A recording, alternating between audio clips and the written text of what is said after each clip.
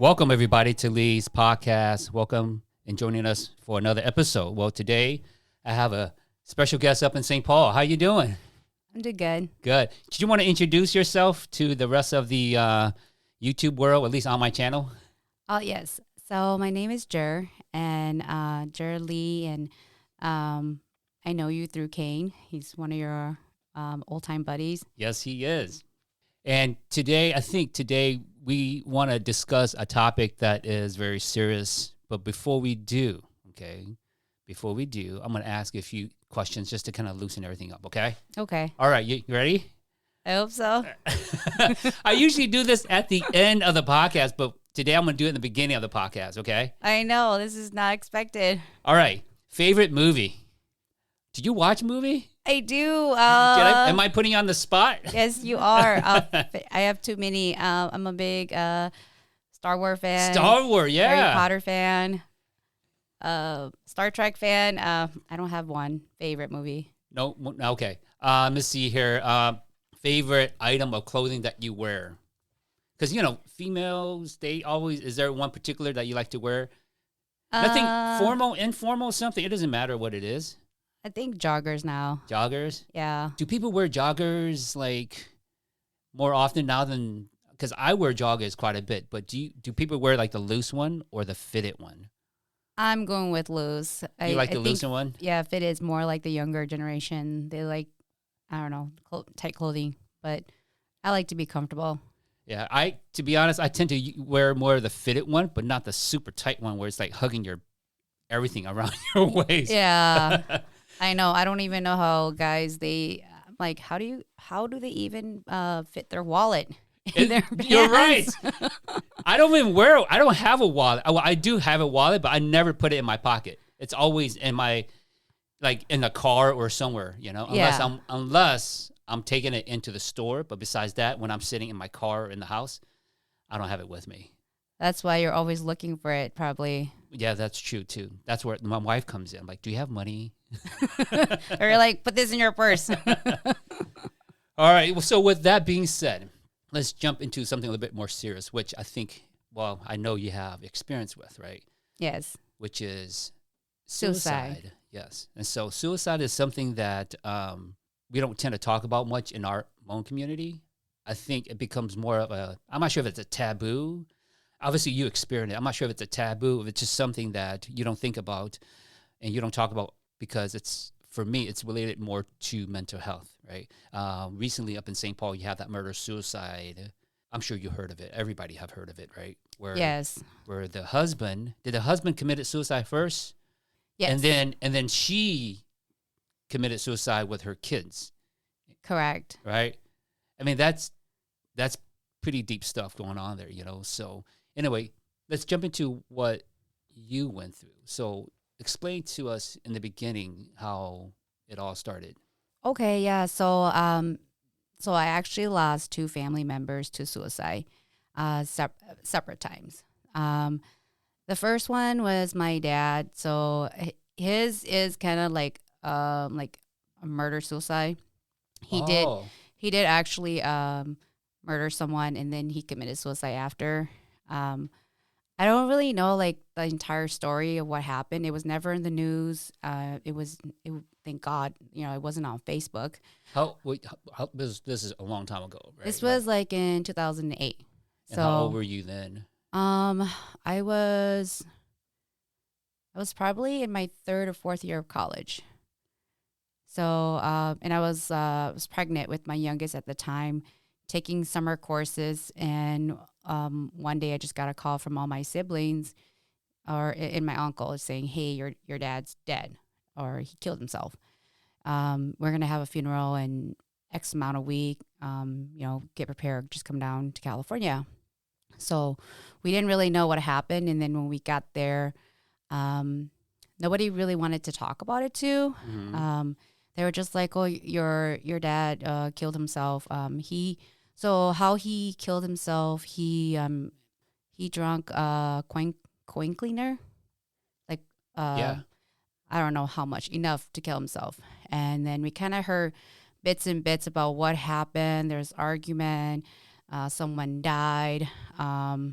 And and then he died, and then everything else was just like hush hush, don't talk about it. I mean, they were, even at his funeral, they were afraid that there would be retaliation, so we actually had to do it like in secrecy. Wow. And Wow. they actually hired security. Your uncles. Yeah, they were just so afraid there would be like a backlash, that somebody would take revenge. And thankfully nothing happened to us. But at that time, you were still young. I'm like a college student. My younger siblings are a lot younger. We thought like, okay, we're just here to grieve, celebrate my dad, which we did. We did a lot of celebrating his life and remembering the good times. But a lot of the bad stuff, like why he killed himself and the other person that he killed, people just didn't want to talk about it. And to this day, I still don't know. And I don't know if I actually want to. You don't want to know. Dig into it. Yeah, I don't know if I want to dig into it because so just going back to the story that you were talking about, like for that family in St. Paul, we all talk about the wife and husband, and we try to assume like, was she a good person? Was he a good person? Well, was it her in-laws' fault? Like, who is to blame? Like, someone has to take the blame on why this happened, and there is no answer. You can't really blame anyone because everything happened so fast, and probably those people didn't intend to end their lives that day. Mm-hmm. It wasn't their intention, like, I'm going to wake up and kill myself and then she's going to go drown herself. It doesn't happen like that. The human mind and emotion is so complex. When you are so filled with so much rage and guilt and all sorts of feeling all at once, we will do crazy things. And it could be, or just a whole bunch of people coming at you, it could just make you snap and go rogue.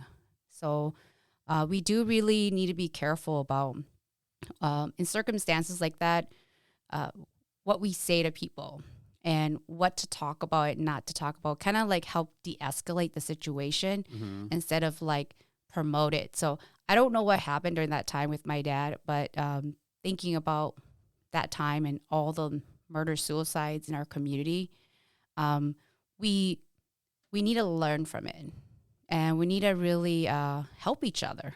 Like, we can't blame the woman. We can't blame the man. We can't blame someone. We need to say, how can we help? Like, what can we do? In that time, they need our support, our emotional. I don't know. Sometimes they just need a hug. Give them a freaking hug instead of like pointing the finger. And my thing is, do not go live on Facebook. Like, we really need to keep social media out of it. I would agree. I don't even know what I would have done if that was my dad that time and everybody was on Facebook and like, oh, look at that guy. Oh, he's a piece of shit. Like, if I was to read all those comments but my dad, like my loving dad, I would be so upset, because who are all these people to judge my dad? They don't know him. They don't know what kind of day he had, what he's been through, what his marriage was like.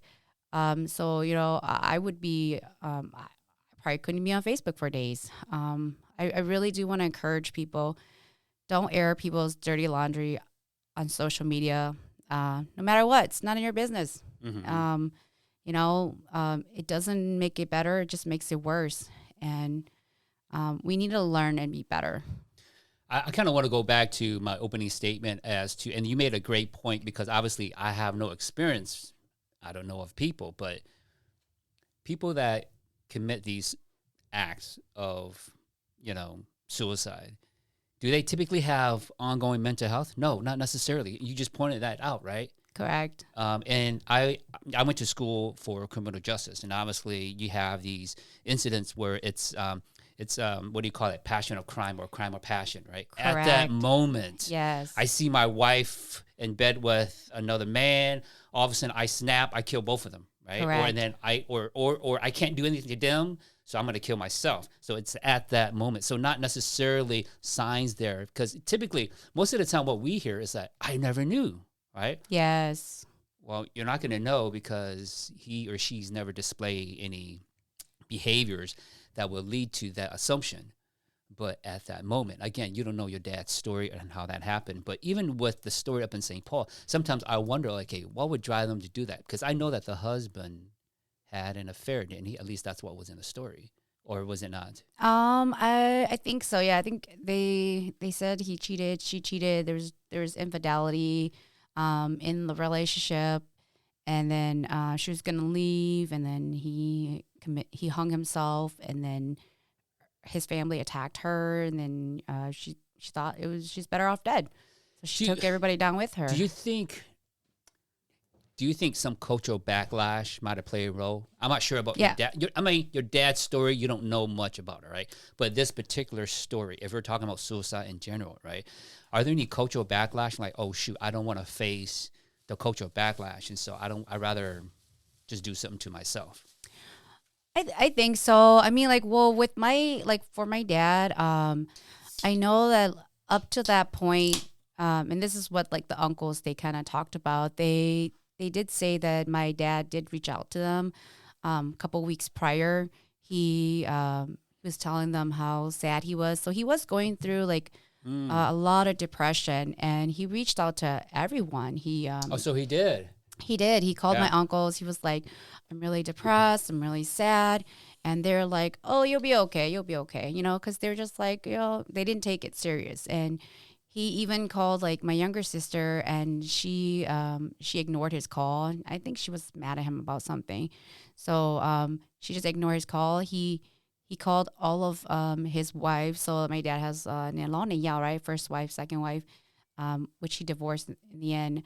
But he asked for forgiveness from every wife, and he Mm. apologized to them and said, "Hey, I'm sorry. I wasn't the best husband. I'm sorry I put you through so much pain. I wasn't there for the kids, so forth on." And he asked for forgiveness. The first mom, she forgave him. My mom was like, "Don't I forgive you. I forgive you. What's going on?" And he was like, "I just want forgiveness from everyone." And then eventually, he killed himself. And after he killed himself, everybody they started backtracking and was like, what happened to that point? Did he reach out to us? He was trying to tell us, but we The weren't signs were listening. there. Yeah, we weren't listening. Because like, if especially if it's a trouble, if it's like a marriage that's kind of trouble, right?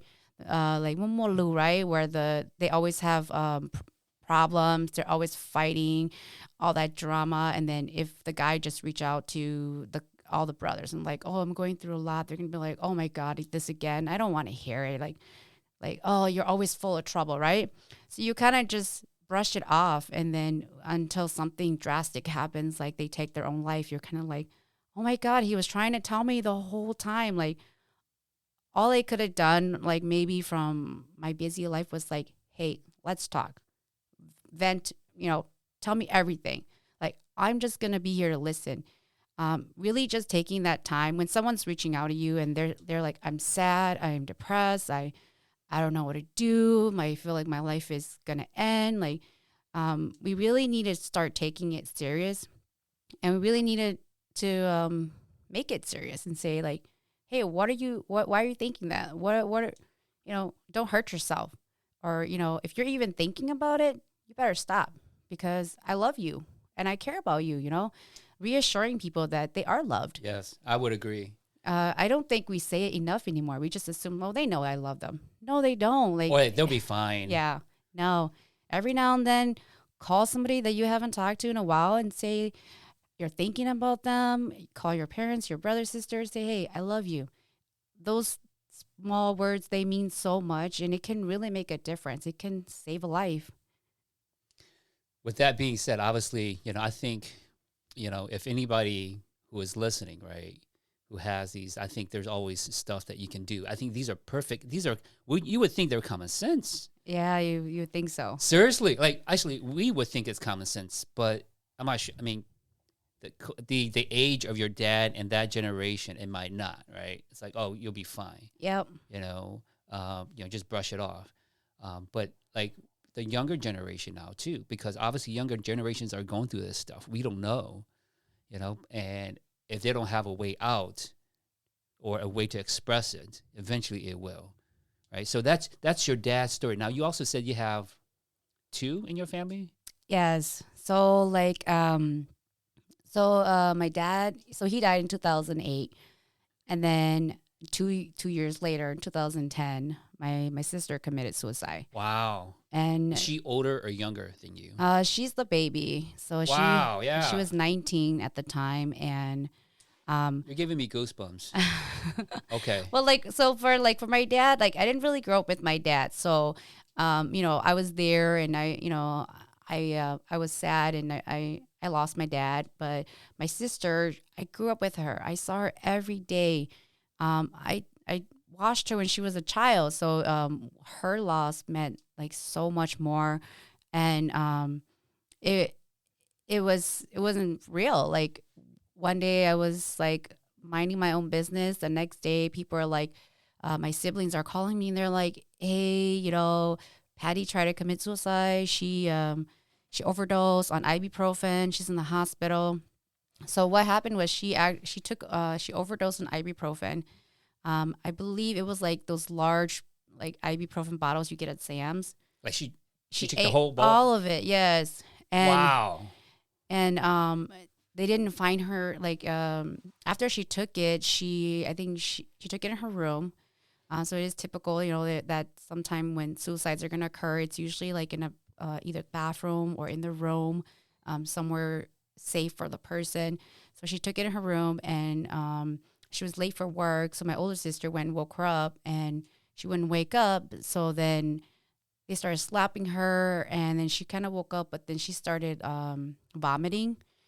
So they just called the ambulance, and I think they felt that they shouldn't have moved her.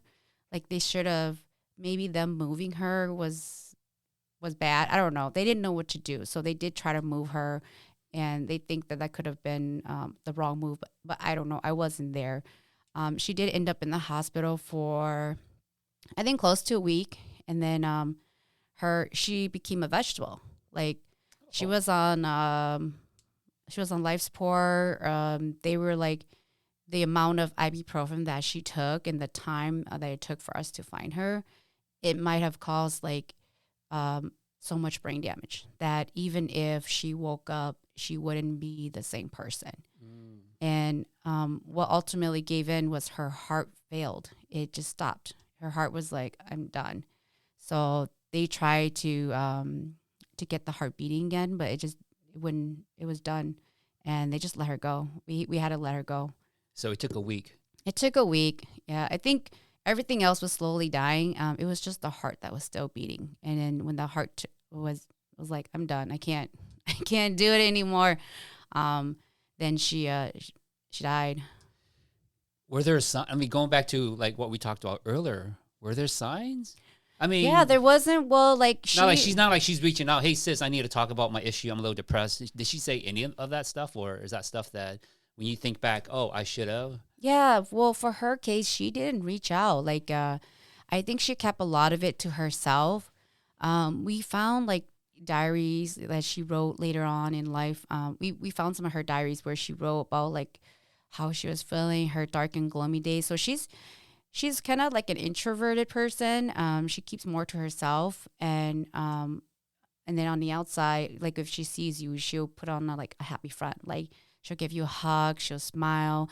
So then you wouldn't assume like anything's wrong with her. You're just like, oh, she's living her best life. And then one day you're like, oh my God, what happened? Like,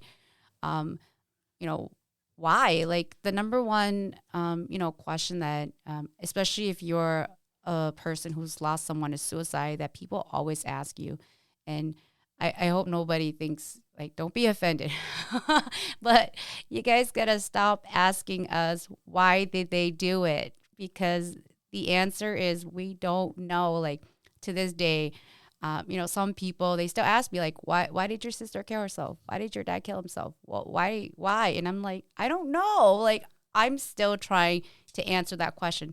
And it took me a long time to just let it go, to just say, hey, whatever reason they had, they took it with them. Mm. Okay? They are the only person who knows why they did it.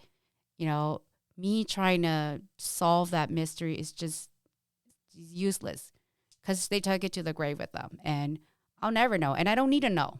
I don't need to know to put closure to it. All I know is that they were at a low point, the lowest point in their life where they felt that it didn't matter. Life didn't matter.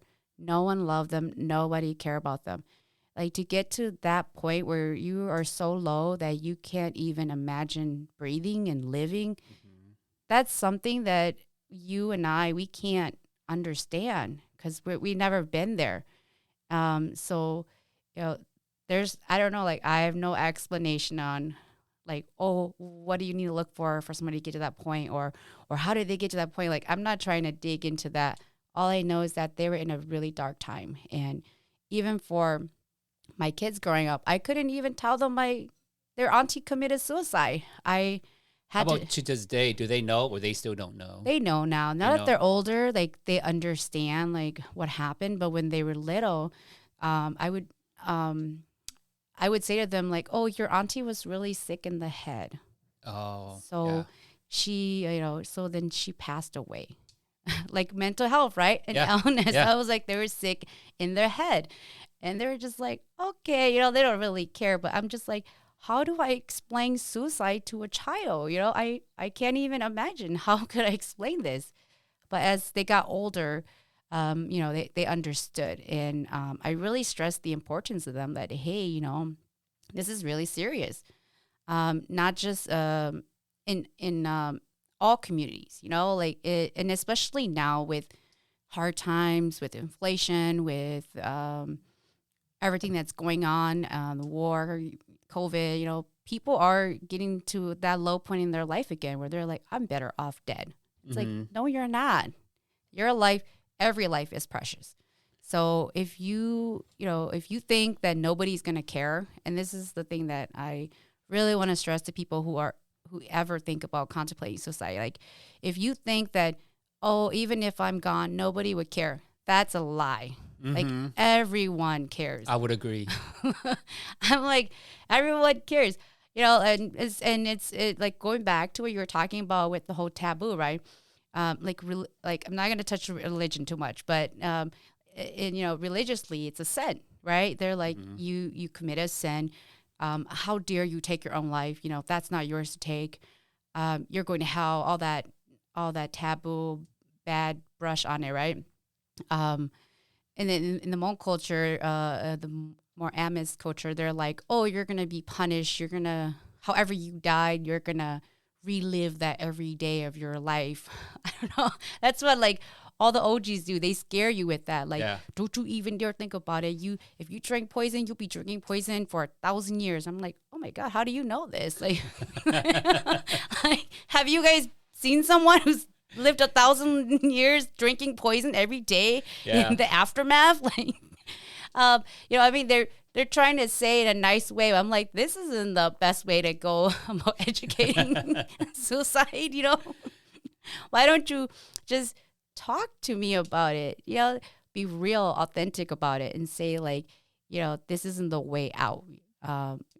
There's a better way to talk about it. And I think we really need to find better ways to talk about it. And we need to take that label off saying, like, because a lot of people ask me too, like, was your sister a bad person? Did she do drugs? Did she drink? Did she party? Did she live a certain lifestyle that made her do this? Is it her lifestyle? Is it a boyfriend?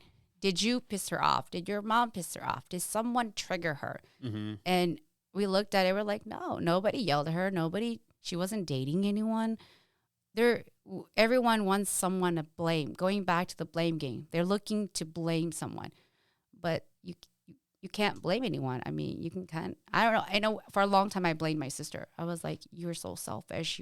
I hate you. I love you. Like, why did you do this? You shouldn't have done it. You deserve so much." But after a while, it's been 12 years now. So after a while, I was like, maybe you didn't know that there was a better choice, and it happened. Nothing we can do. We can't change it.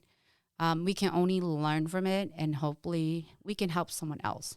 And you touch upon a great point, which is the next step in this is how do you guys deal with it, right? Yeah. You, your siblings, your mom, like how did everybody kind of deal with it? I mean, everybody deals with it personally on their own, right? Correct. But you obviously you just explained how you dealt with it. How did the whole family? How did they? I mean, how did they deal with it? Well, Because dealing what you just said, like dealing with the aftermath, right? yeah, Dealing with that, like, is a whole separate. correct. I mean, just coming to terms with it is one thing, and that's part of it too. But how do you live? How do you move on? How do you tell people you have to move on, or how do you deal with it? How do you cope with it? Yeah, I think a lot of people, when it comes to suicide, they just want to know what happened, and then it kind of ends there. Like, oh, okay, that happened, and then who's to blame?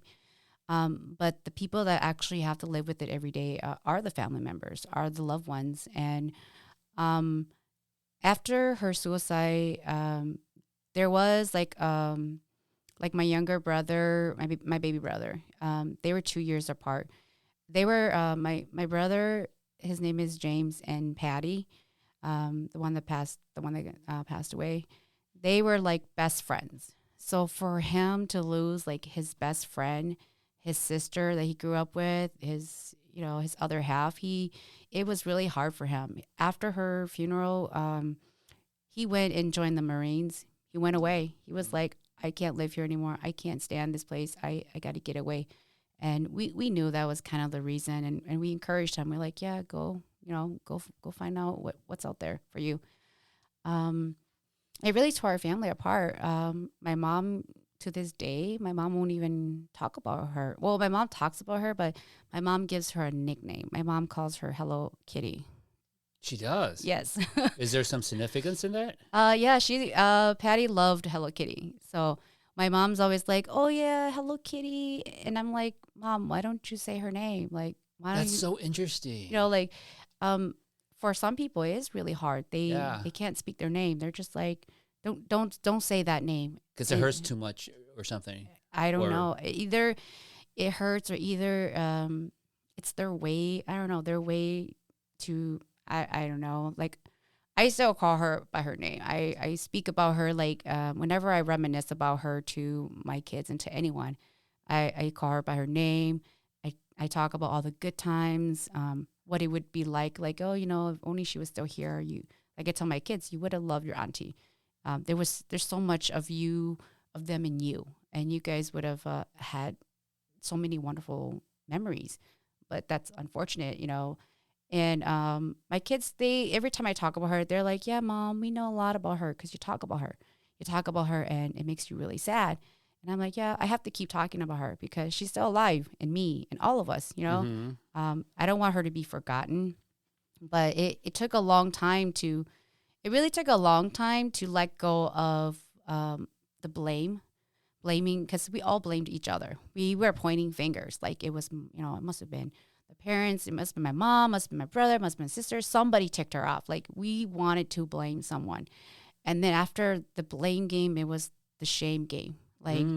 Like, oh, can we Yeah. even talk about it? Like, oh, if I say she committed suicide, then everyone's gonna be like, oh, you must be a bad family. Oh, she must have been a bad girl. Um, like, no, she wasn't. She was a good person. Like talking, like if we go back to that, the murder suicide in St. Paul, everyone was trying to blame, and then they were talking all about shame, blame and shame, and then there's guilt. Like, what could we have done? Was I not there for her? Could I have saved her? I think we all ask ourselves that question: could we have saved her? And the answer is we will never know. We'll never know. But if you do know someone that is reaching out or they are struggling, or they something drastic has happened and you notice a change, like reach out, ask them how they're doing, or just say, hey, I'm just here to listen. Go ahead, even sometimes you don't even have to talk. You can just be like, I'm just here to be with you. Like that's all. Those small things that it could really make a difference. And so when people talk about suicide, or when they make assumptions about it, like I always think in the back of my head, like, you don't know, like, you know, Yeah. like losing someone to COVID or someone to an illness, or even like if they, you know, they got murder, right? It's all sad, unfortunate, but it's not the same as someone taking their own life. That feeling, you know, that it's a different kind of feeling. So if you were to tell me, Lee, like, I know how you feel. No, I don't. No, you don't. Yeah. And I'm glad you know, and I'm glad you didn't say that. But you know, you don't know. You don't know how they feel. Like, you know, it's not to say that I know any better than you.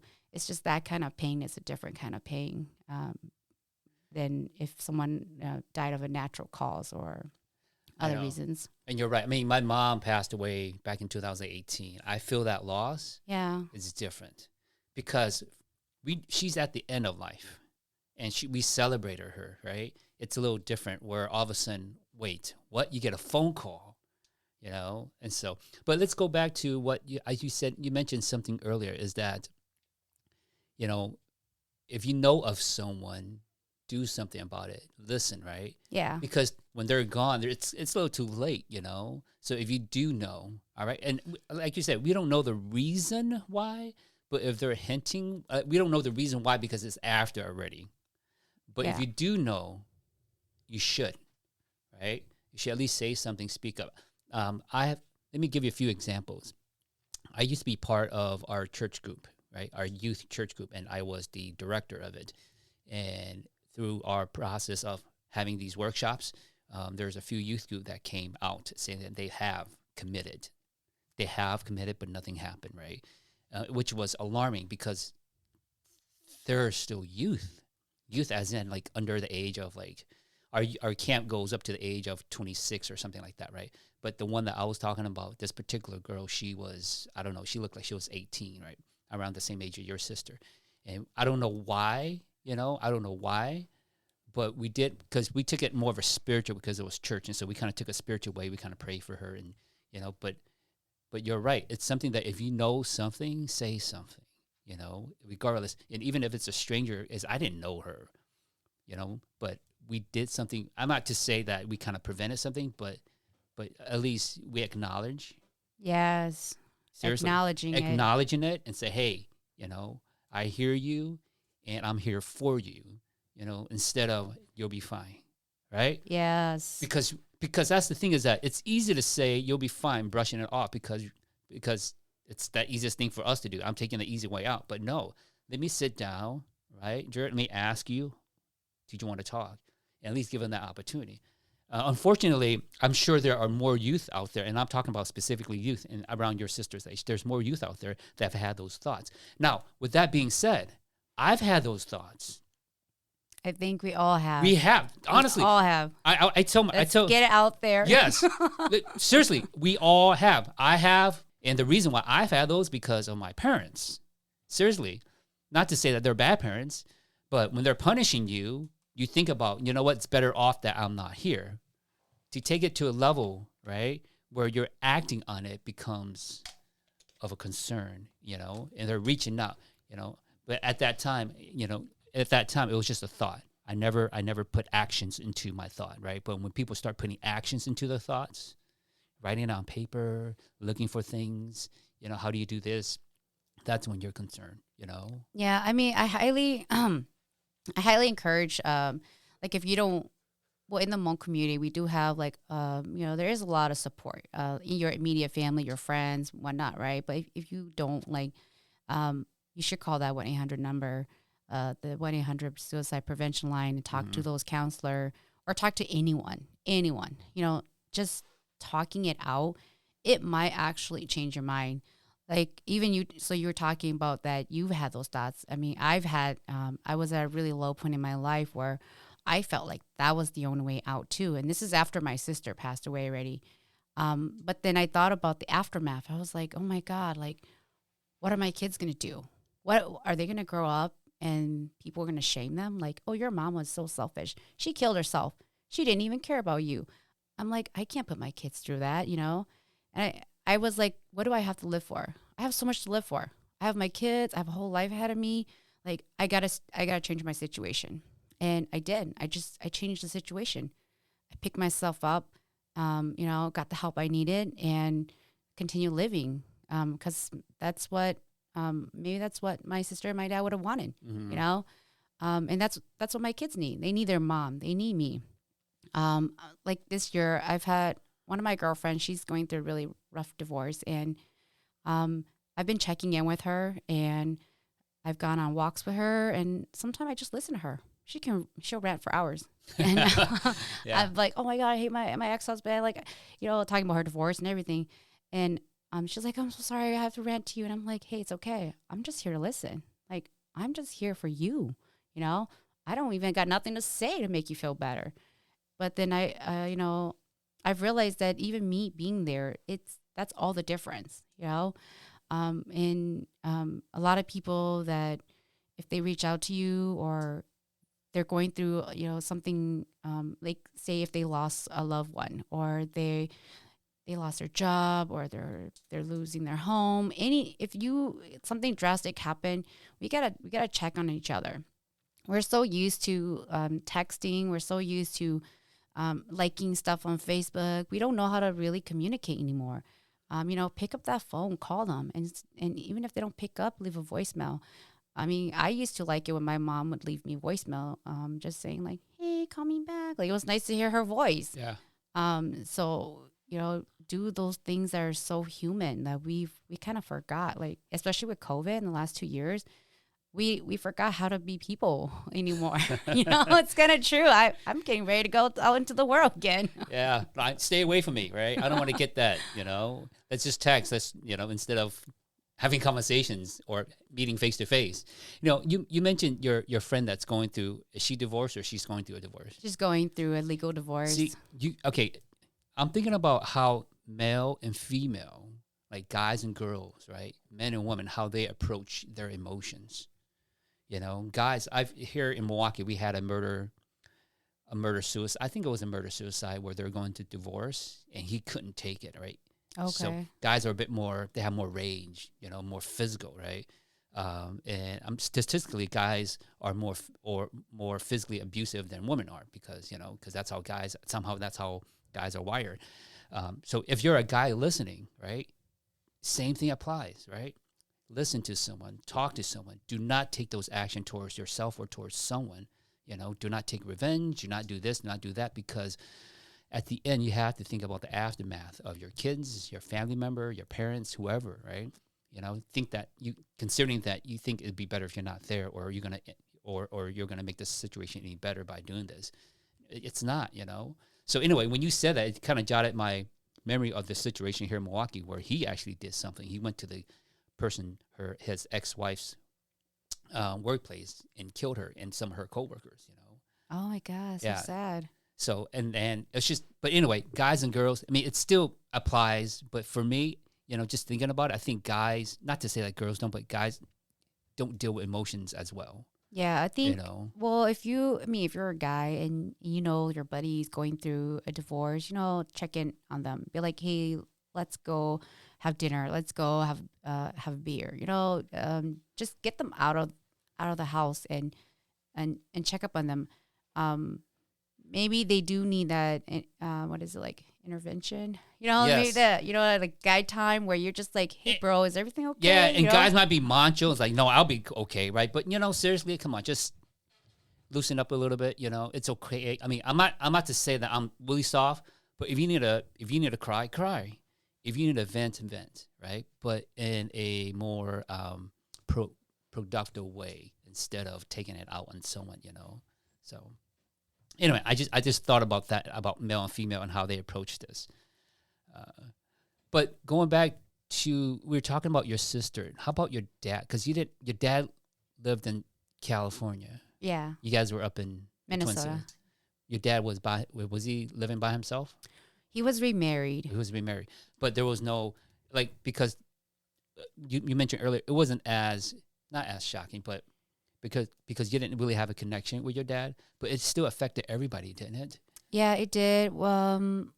I think my uncle, the brother younger than my dad. Yeah. He was he was the saddest. Like, I think my dad reached out to him a couple weeks prior to it, asking, for help and asking, just letting him know like he's really sad.